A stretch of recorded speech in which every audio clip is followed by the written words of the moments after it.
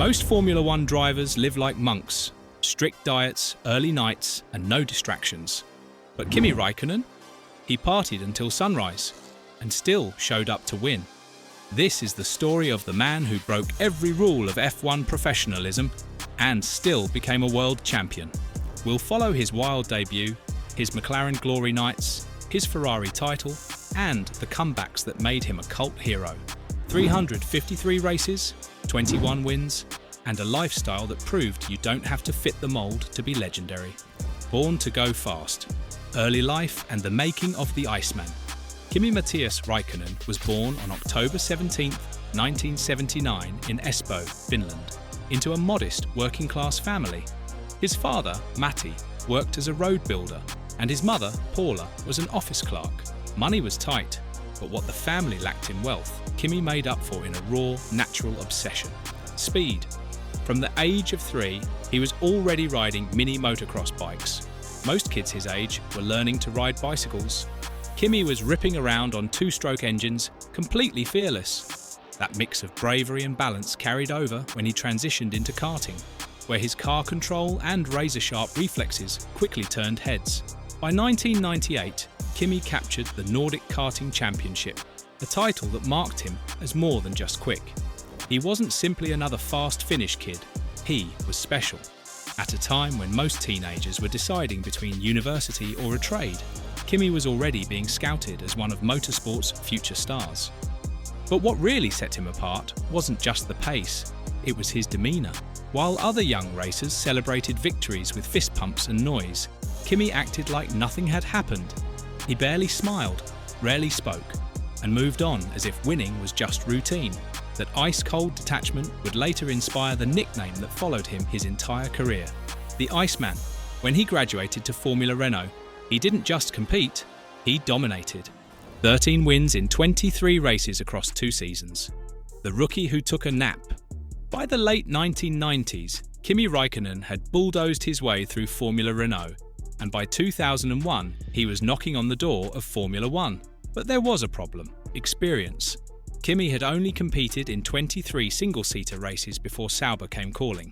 Normally, a driver needed at least 100 races in the junior categories to even apply for an F1 super license. But Sauber team boss Peter Sauber saw something in Kimi. That raw, unflappable calm that made him look like he'd been racing forever. After a test session in Mugello, where Kimi instantly impressed, the FIA bent the rules and granted him a license. Critics called it reckless. Fans thought it was insane. But Kimi? He barely reacted. For him, it was just another step. Then came his debut at the 2001 Australian Grand Prix. While most rookies would be pacing nervously before their first start, Kimi was asleep. Yes, minutes before the race that could make or break his career, he was napping on a folding chair in the garage. A mechanic had to wake him up. When the lights went out, that same ice-cold attitude translated into results. Against all odds, Kimi finished 6th, scoring points in his very first race. The inexperienced rookie had just silenced the critics. And just like that, the legend of the Iceman began, calm, detached, and utterly unshaken. A rookie who made Formula One look easy. McLaren, podiums by day, parties by night. After just one season, McLaren, one of the biggest teams in F1, signed Kimi as Mika Häkkinen's successor. Big shoes to fill. But he didn't hesitate. In 2002, his first season with McLaren, he scored 4 podiums. His icy demeanour caught media attention. But off-track, a very different picture emerged. Stories began to surface. Kimi out at clubs until 4 a.m, then showing up at the track to deliver podiums. Once, in 2006, he skipped a team event, went partying in a gorilla suit, and was photographed hanging off a yacht. Did he care? Not at all. The best example came at the 2005 Japanese Grand Prix, one of the greatest drives in F1 history. Starting all the way back in 17th, Kimi carved through the field like a man possessed. Lap after lap, overtakes piled up until finally, with just 1 lap remaining, he snatched victory from Giancarlo Fisichella. It was a drive that cemented his reputation. Kimi wasn't just fast, he was fearless. But as brilliant as the McLaren years were, they were also heartbreaking. Mechanical failures cost him a shot at 2 world championships. Twice, he came agonizingly close. Twice, the car let him down. Ferrari and the 2007 World Championship. When Michael Schumacher announced his retirement in 2006, Ferrari faced an impossible question. Who could possibly fill those shoes? The answer came in the form of Kimi Raikkonen. Cool, unflappable, and devastatingly quick. He was the perfect antidote to the pressure of replacing a legend. Kimi joined Ferrari in 2007, and from the very first race, he made his mark. He won the season opener in Australia, instantly silencing any doubts. But the road to the championship wasn't straightforward. McLaren, with its rookie sensation Lewis Hamilton and reigning champion Fernando Alonso, looked unbeatable at times. The season became a 3-way slugfest. Ferrari versus McLaren, Raikkonen versus Hamilton versus Alonso. Through it all, Kimi remained Kimi. No mind games, no media feuds, no drama, just racing. He let his driving do the talking, and as the year wound down, it became clear the Iceman was playing the long game. Heading into the final race in Brazil, Kimi trailed both McLaren drivers. His chances? Slim. But on that Sunday, everything came together.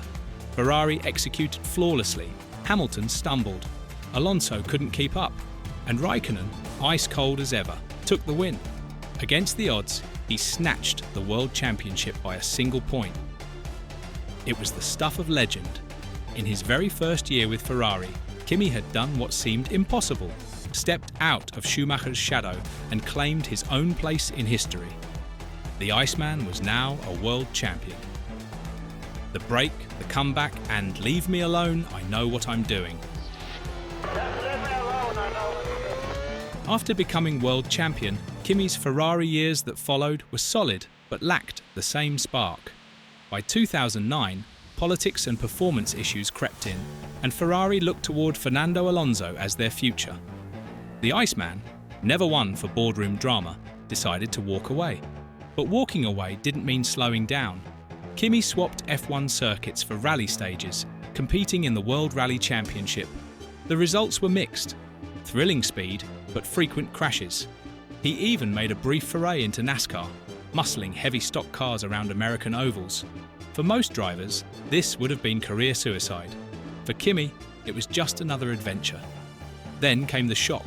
In 2012, Lotus announced Raikkonen's return to Formula One. Skeptics questioned whether he still had the fire. Kimi answered with results.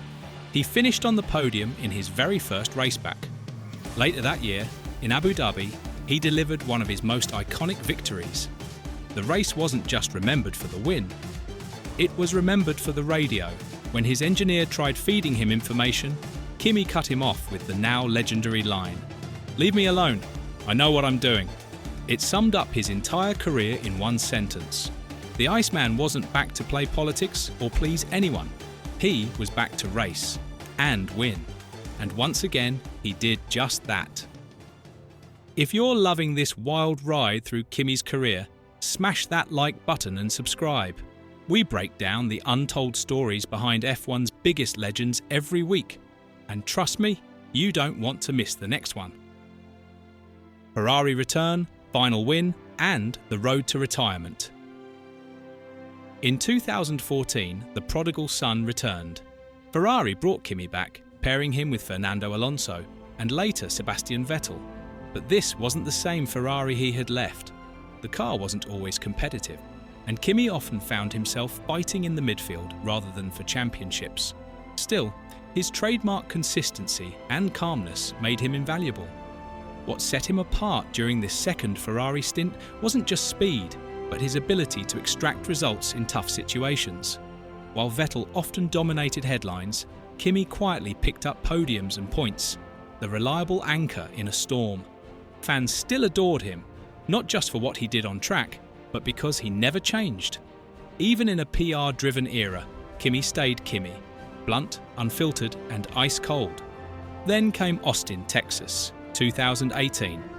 At the United States Grand Prix, against the odds, the Iceman rolled back the years. Driving with the sharpness of his prime, he held off Lewis Hamilton and Max Verstappen to claim his 21st career victory. It wasn't just another win, it was a victory, 113 races in the making. The paddock erupted, fans roared, and even Kimi cracked a smile. A year later, he returned to Sauber, now Alfa Romeo, to help guide the next generation. By the end of 2021, after 353 starts, 21 wins, and 103 podiums, Kimi Räikkönen hung up his gloves. He walked away the same way he raced, without drama, without fuss, and with an entire sport tipping its hat to the legacy of the Iceman. Kimi Räikkönen never cared about the spotlight. He didn't play politics, didn't polish his image, and never bothered with the PR circus.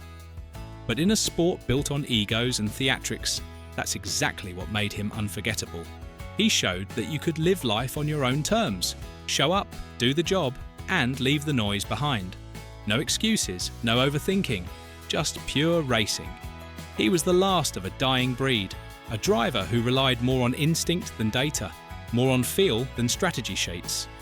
And when he wanted to win, he simply did.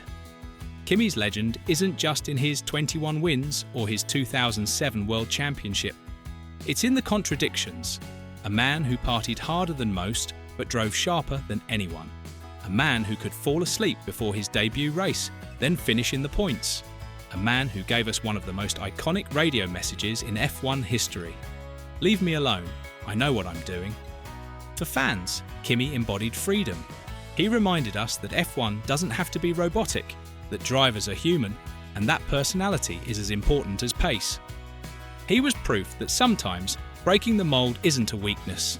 It's the key to immortality, and that's why, long after the stats fade, Kimi Räikkönen will always be remembered as more than just a champion. He'll be remembered as the Iceman. If you enjoyed this story, hit like, subscribe, and drop your favourite Kimi moment in the comments. Because let's be real, there are too many to count.